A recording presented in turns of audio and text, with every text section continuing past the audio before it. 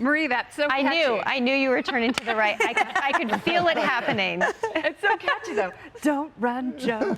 Don't run, Joe. Sing it with me. Don't run, Joe. I'm actually not going to sing it with you. I'm going to decline that. So what do you make of these numbers? Look, it's not just Republicans. That's 64%. That's a lot of voters. I will say Joe Biden has repeatedly defied the political odds. He beat all of those Democrats in the primary. He beat Donald Trump handily. And he and his administration and their partners in Congress did so well in the midterms compared to what people thought. So I think that the Biden team... They did a really good job losing. You're absolutely right. They did. So we gained seats in the Senate, we gained governor's mansions, we gained state legislatures, and we barely lost the House. So I think that the Biden team feels like because of all these successes and their legislative wins that their party is very squarely behind, they feel like they have been on a winning streak and they feel pretty emboldened.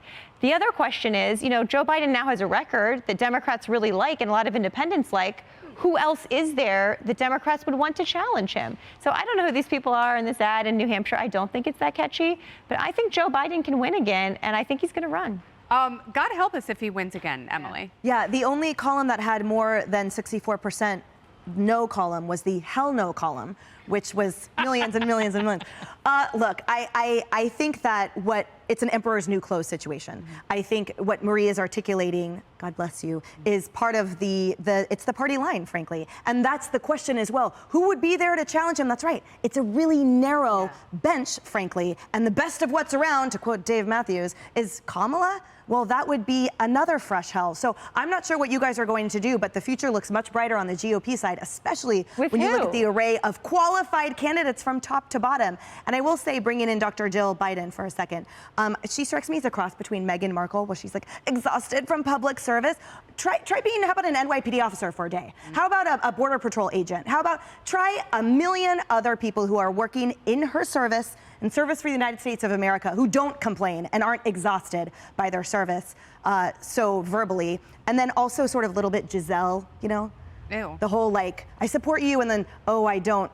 With the Tom Brady thing. Retire. No, don't. Oh, I'm here. I'm going to do it. I'm speaking the party line. Oh, wait, I'm just over it. Yeah, she is over it. And I don't blame her. She has to say this. But Dr. Siegel, the president said something really weird. He was addressing leaders from different African nations. And, I know Democrats there's so much winning. They're almost tired of winning. But I'm a little concerned about some of these comments. Let's take a look. I told some of you, you invited me to your countries. I said, be careful what you wish for, because I may show up. The poor relatives always show up. The wealthy ones never show up. The poor come and they eat your food, stay longer than they should. Well, I'm looking forward to seeing many of you in your home countries. Yeah, I said he's going to eat all their food. The president and first lady amassed a $16 million fortune in just 2 years post-vice presidency. He's trying to paint himself as a poor person to African leaders who they have 140 million people on the continent who are suffering from food insecurity. A little insensitive and a little nutty, right? Yeah, it's definitely a disconnect. I mean, obviously not someone that is showing the compassion and the empathy he needs for people in Africa who are starving.